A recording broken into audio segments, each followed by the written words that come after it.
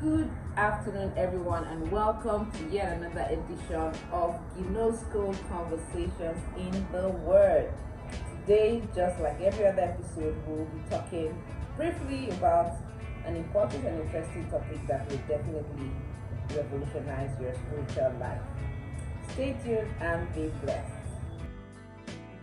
Alright, so today we're going to be talking about a topic I've titled Staying Fresh Spiritually. Staying fresh spiritually. The genesis of this topic is that I discovered that many times when you've gone through a season of intense, let me call it spiritual activity, such as you've organized and, delivered a conference, or you went through a period of intense maybe praying and fasting and all that. Sometimes you may come out of that season of intensity and you feel very tired, and if you're not careful, you can come from that spiritual high, to a kind of low, and it can be quite contradictory. Like, hey, come on, I just went up the mountain, why should I be feeling low? And I began to ruminate on this, and some things dropped in my heart, and these are the 4 points I'm going to be sharing today, and I believe it will bless you. All right, so opening from the Bible, Mark chapter 6 verse 31, Jesus said to his disciples, and he said unto them, come ye yourselves apart into a desert place and rest a while. For there were many coming and going, and they had no leisure so much as to eat. So that is Jesus talking to his disciples. They had been working hard, and the verse says people were coming and going. They were ministering to people. They were so busy with the work of the ministry. And Jesus was like, hey guys, come apart to a desert place and rest a while. So yes, the secret to staying fresh spiritually is basically rest. Yes, you need to rest. You have to understand that we are a tripartite beings, right? We are a spirit, we have a soul, and we live in a body. And we have to realize that even though the spirit is eternal, right? And the soul, is in that realm of maybe eternity, the body is in the physical, right? And there are stresses and strains in the physical. So for example, while you might be able to be in the spirit, perhaps on your knees, praying for 12 hours, note that there is an effect on your body. All right, there is an effect on your body. There's a strain on your body. All right, the Bible tells us that our bodies are the last beast that will be saved, when we get our heavenly bodies. But as long as we've not gotten our heavenly bodies yet, our bodies are under strain. So while we may be in that spiritual high, and ministering to people and getting results and everything, note that your body is not under the same influence. Your body is just a conduit, for that power. Think about it like an electricity, a wire that conducts electricity. If you've lived long enough, you would have had times when the wire melted away, right? The wire usually comes wrapped up in some kind of plastic, and if the current is too high or a lot, many times you get the rubber melting away. Exactly. So as the spiritual power of God is flowing through you, your body is getting strained. So what do you do, to support your body, to help your body to come back? Number one thing, just like Jesus said, come apart to the desert and rest a while. So I put it here in 4 points that came to my heart as I thought about this. The first one is build in recuperation. Yes, build in recuperation. As you go about your work, the work that the Lord has put in your heart, as a child of God, ministering to people, you need to build in times of recuperation. And those times of recuperation are times that you yourself are being ministered to.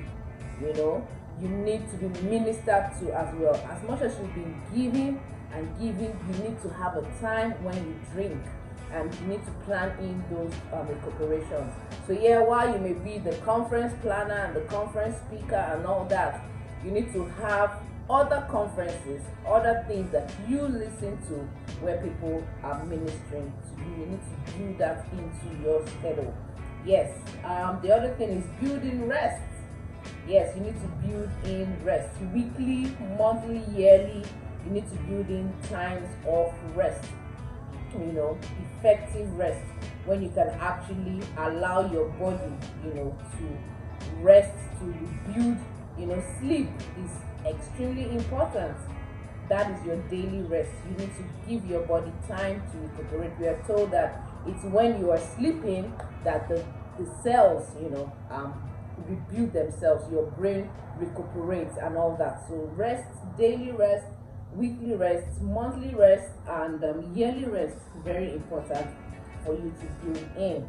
Another thing that you should build in to allow you to stay fresh is that you need to build in a support system.